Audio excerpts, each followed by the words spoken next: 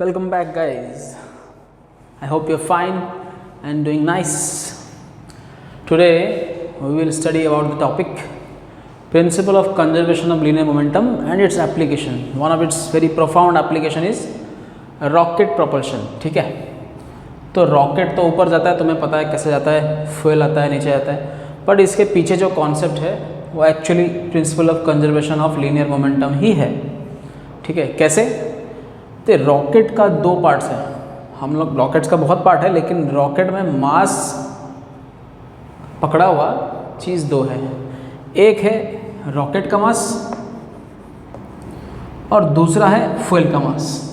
ठीक है, अब फ्यूल का मास है और रॉकेट का मास है, और कुछ मास है क्या, और वो पैसेंजर वो सब रॉकेट के मास में मिला दो. तो there are two masses. One is the dead mass of the rocket, other is the mass of the fuel.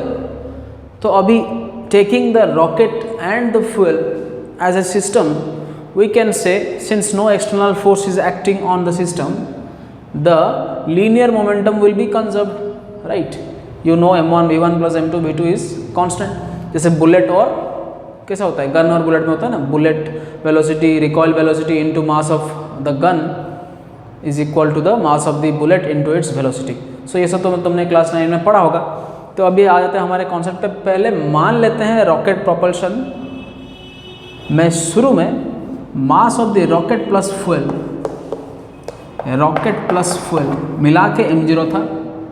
ठीक है, दिस इज एट मान लेते हैं time t is equal to 0. तो अभी रॉकेट का मास और फ्यूल का मास मिला के m0, और उसका मान लो वेलोसिटी v0 था रॉकेट का ऊपर. ठीक है, ये मान लेते हैं इनिशियल कंडीशन. जब टाइम 0 था तब रॉकेट प्लस फ्यूल का मास m0 था और इसका वेलोसिटी v0. अब ये principle of conservation of linear momentum कैसे लगता है?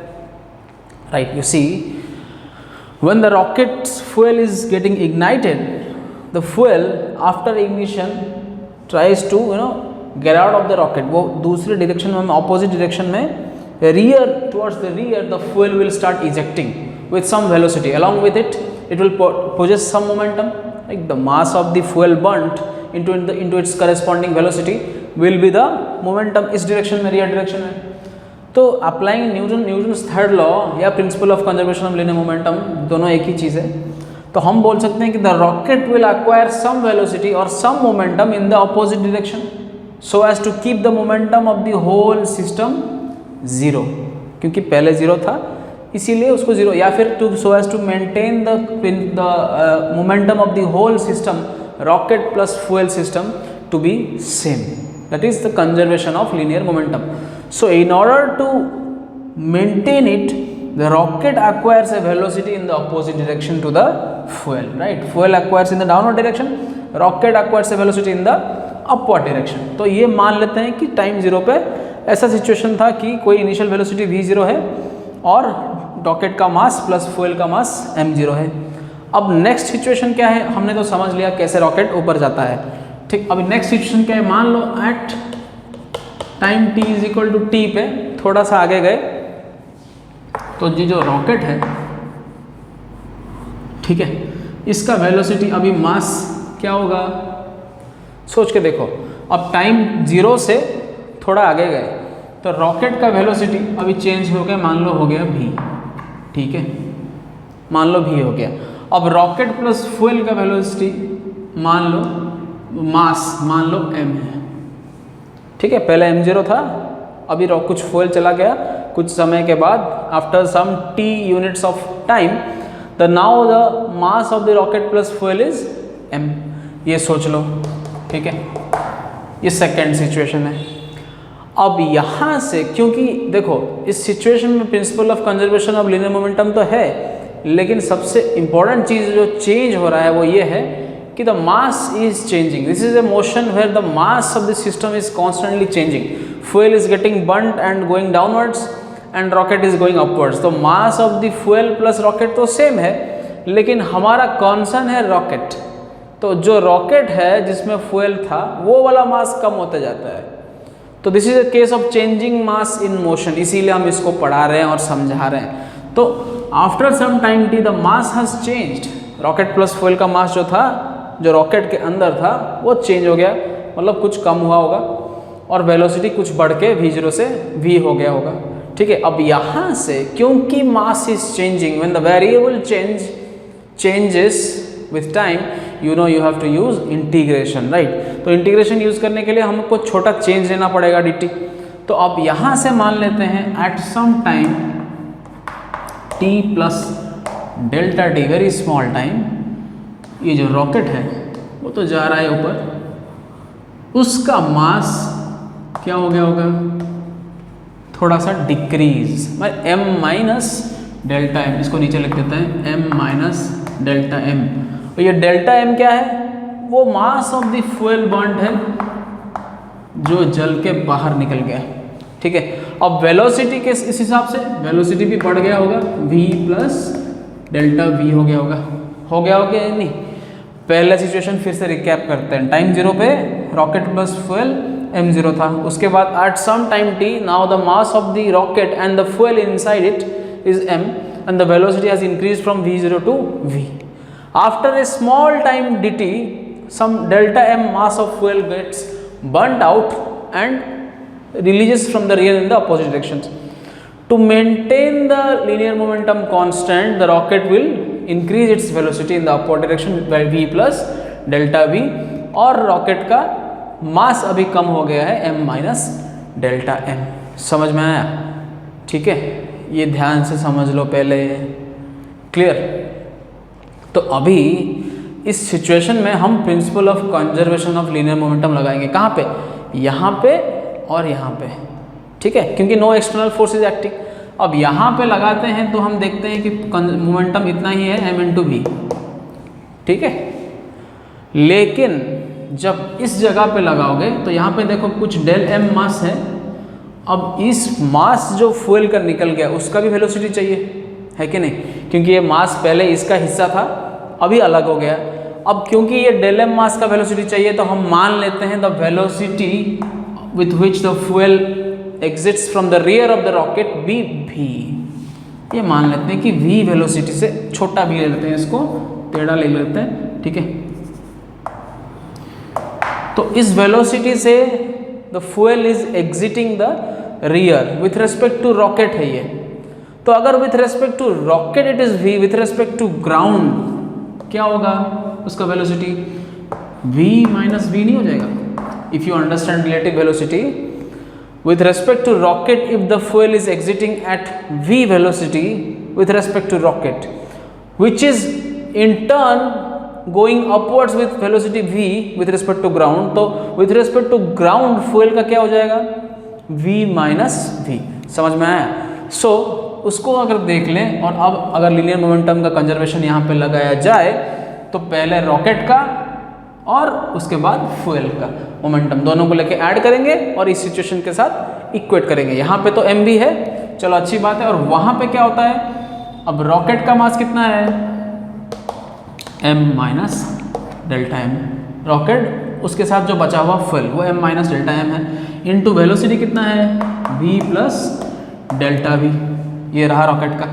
और जो फ्यूल निकल गया, जो फ्यूल एग्जॉस्ट होके निकल गया उसका कितना है delta m into v minus क्या स्मॉल v। ठीक है, समझ में आया कि नहीं, ध्यान से देखो। ठीक है, ये कैपिटल V है और ये स्मॉल v है, समझ में आया। This is the momentum here, this is the momentum of the what rocket minus the fuel. जो फ्यूल जल गया उसको छोड़ के रॉकेट का जो हिस्सा बचा है, जो फ्यूल उसके अंदर है, उसी के साथ उसका वेलोसिटी इनटू मास। और ये मोमेंटम है किसका, जो फ्यूल बर्न आउट हुआ उसका मास इनटू उसका velocity with respect to ground v minus delta v, exhaust का वेलोसिटी, एग्जॉस्ट का मोमेंटम। तो एग्जॉस्ट का मोमेंटम प्लस जो रॉकेट में बचा उसका momentum is equal to rocket का मोमेंटम उसके पहले वाले सिचुएशन से। यही है principle of conservation of linear momentum. तो इसको जब लगाते हैं, जब खोलते हैं तो क्या होता है m v is equal to, अब सब खोलना पड़ेगा, m v plus m delta v।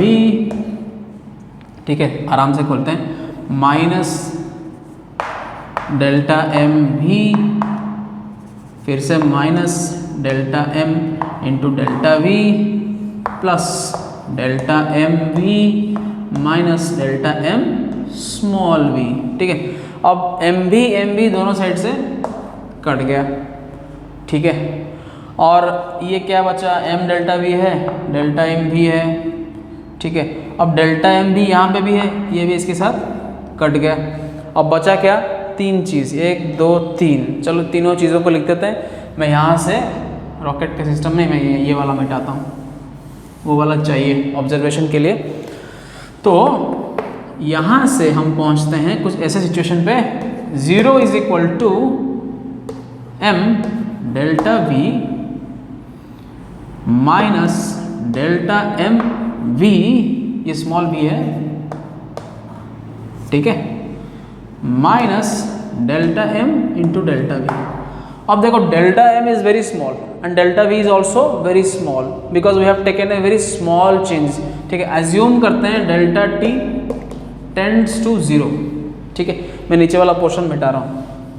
I hope you have written, assuming the delta t to be very small change with respect to time, बहुत ही छोटा सा चेंज मान लो, तो देखा जाए तो इस छोटे से चेंज में डेल्टा एम भी बहुत छोटा होगा और डेल्टा वी भी बहुत छोटा होगा कि नहीं। तो with respect to this and this thing can be ignored mathematically हम एरर एनालिसिस में पढ़े थे ये कि बड़े बड़े चीज़ों के हिसाब से छोटे छोटे चीज़ों को नेग्लेक्ट किया जा सकता है। ये बहुत ही छोटा आएगा तो इसको नेग्लेक्ट करते हैं, और जो बचा हमारे पास क्या बचा, delta m v is equal to m delta capital v. तो हम लिख सकते हैं ये डेल्टा वी, हमको हमको वेलोसिटी निकालना है, तो वेलोसिटी निकालना है तो डेल्टा वी को एक्सप्रेस करेंगे तो क्या आ जाएगा, डेल्टा वी हो जाएगा, ये उधर जाएगा तो ये हो जाएगा क्या, v into delta M by M. ठीक है, राइट। और ये delta M is the change in mass, तो फाइनल मास मतलब माइनस उसके पहले वाला मास, तो ये ऑब्वियसली एक नेगेटिव साइन के साथ आएगा, तो यहाँ पे एक माइनस देंगे। माइनस क्यों दे रहे हैं, फिर से बता रहा हूँ, समझ लो। माइनस इसीलिए हम डाल रहे हैं इधर क्योंकि the change in mass, final mass minus उसके पहले वाला सिचुएशन का मास, वो नेगेटिव ही आएगा क्योंकि रॉकेट मास लूज करते जा रहा है। The rocket is going on losing the mass, that is why the change in mass will be negative, so we put a minus sign here in order to find the change in velocity. तो ये हमारा equation है where delta T tends to 0। अगर delta T tends to 0 लगाएंगे तो we can find this value by converting into derivative. क्यों, क्योंकि तुम्हें पता है डेल्टा टी या डेल्टा एक्स टेंड्स टू 0 पे लिमिट क्या हो जाता है, डेरिवेटिव की तरफ हो जाता है ना। तो डेल्टा टी टेंड्स टू 0 हो गया तो ये क्या हो जाएगा, del d v, this has become small change के लिए the delta becomes d, means derivative d v is equal to minus, this is v small v d m by M. ठीक है, लिख लो इसको। अब इसको मिटाते हैं। अब यहाँ से हम इसको निकालेंगे कैसे, बाई इंटीग्रेटिंग बोथ साइड्स।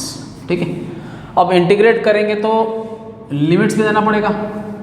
अब स्टार्टिंग में हमारा कहाँ से t इज इक्वल टू 0 कहाँ से हुआ था, v0 से, तो मतलब लोअर लिमिट है v0 और पहुँचा कौन सी वेलोसिटी पे, v पे, जो हमें निकालना है।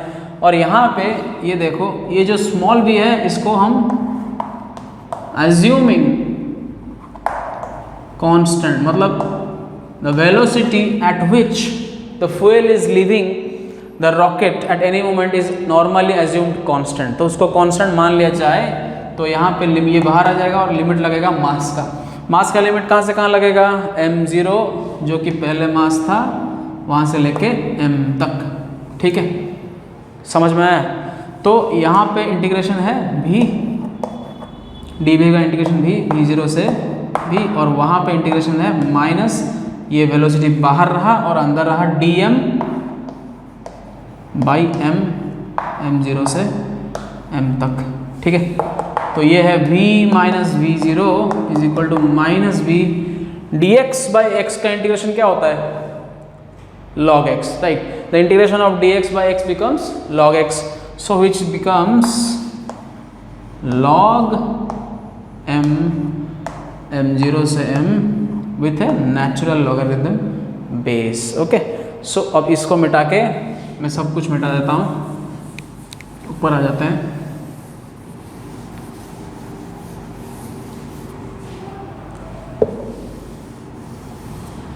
ठीक है, okay. So v, the velocity of rocket at any moment is given as v0 minus v, the velocity at which the fuel leaves the rocket from the exhaust, log to the base e log m minus log 0, जो कि m by m0 है। Okay, समझ में आया? The velocity of the rocket at any moment found out was the velocity of the rocket at any instant. Okay, it is given as the initial velocity of the rocket minus the exhaust speed of the gases coming out of the rocket into the natural logarithm of the ratio of the mass of the rocket at that instant divided by the mass at the starting point, right? और इस minus को logarithm से हम अंदर ले लेंगे तो v0 plus v natural logarithm of m0 by m, ठीक है। और अगर if at initial point we assume कि at t is equal to 0 the velocity of the rocket was v0 was also 0, ऐसा assume करेंगे तो मतलब 0 से start हुआ है तो v will become what, minus से चला गया log m0 by m। तो this is our required equation, ठीक है। इसका मतलब हमें दो चीज़ मिलता है। क्या मिलता है? एक चीज़ है कि the velocity of the rocket velocity of the rocket propulsing at any instant is given as directly proportional to the velocity of the exhaust in the opposite direction at that instant। ये तो Newton's third law भी साबित करता है कि नहीं। और दूसरी बात है velocity is also directly proportional to the natural logarithm of, क्या आया था, ratio of the initial mass to the mass at that instant. ये दोनों चीज़ हमें मिल गए जो कि न्यूटन्स थर्ड लॉ से भी लागू होते हैं, ठीक है। तो ये रहा velocity of propulsion of rocket with changing mass per unit time, ठीक है। तो यहीं से हम एक और चीज़ भी निकाल सकते हैं, we can find the thrust और the thrust force by the on the rocket. जो कैसे निकालेंगे, लास्ट स्टेप देखा जाए तो हमने निकाला था dv as minus v dm by m, ठीक है। तो यहाँ पे अगर मैं इस m को इधर ले आऊँ, ठीक है, तो क्या हो जाएगा, m dv minus v dm, differentiating both sides with respect to t we get m dv by dt is equal to minus v dm by dt। This one is nothing but the mass into rate of change of momentum, which is by Newton's second law given as the force acting or the thrust force acting on the rocket, ठीक है, जो कि is equal to minus velocity of exhaust in the opposite direction into rate of change of mass of the rocket plus fuel system। मतलब any moment thrust force acting on the rocket जो उसको ऊपर ले रहा है is equal to minus of velocity of exhaust जो कि उस मोमेंट में एग्जॉस्ट छोड़ के अपोजिट डायरेक्शन में जा रहा है, जैसे कि यहाँ पे, into the rate of change of mass of the rocket plus fuel system, ठीक है, with unit time. So this gives us the thrust और force acting on the rocket. और एक और नया चीज़ है जो हम निकाल सकते हैं आखिर में, इन सबको समझने के बाद we can also find out burned out, क्या इसको बोलते हैं, बर्नड आउट वेलोसिटी। मतलब मान लो कि रॉकेट का सारा फ्यूल खत्म हो गया, all of the fuel gets exhausted, तो उस टाइम रॉकेट का वेलोसिटी क्या होगा, the moment when the all of the fuel gets exhausted the rocket has some velocity that can be given by v is equal to, क्या आया था हमारा formula, v is equal to v log m0 by m आया था, ठीक है। In place of m we can put v let this be small b log m0 by m, this is bb, this is mr, where this is the burnt out velocity of the rocket and mr is the mass of the remaining parts of the rocket, right? fuel पूरा खत्म हो गया, जल के राख हो गया, exhaust हो गया, चला गया, और जो बचा that is the container itself, this is just the mass of the container, मतलब रॉकेट का बाकी चीज फ्यूल को छोड़ के जो बचा उसका मास. So this is the burnt out velocity, and this is how, by using conservation of linear momentum, by applying conservation of linear momentum and Newton's second law, you can find rocket propulsion motion and its different parameters like burnt out velocity, like thrust acting force on the rocket, and also you can find the velocity of the rocket in terms of exhaust speed of the fuel and in terms of rate of change of mass, जो कि इसके पहले step में हमने देखा था. dv is given as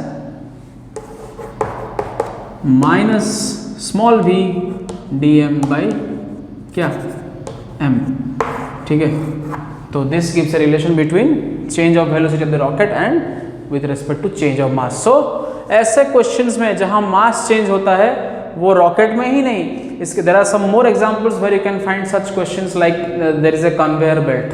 conveyor belt देखा होगा, जिसमें क्या होता है, conveyor belt is going forward and mass put on the belt is constantly changing ना, तो उसमें भी वैसे ही कन्वेयर बेल्ट का स्पीड चेंज हो सकता है, ठीक है.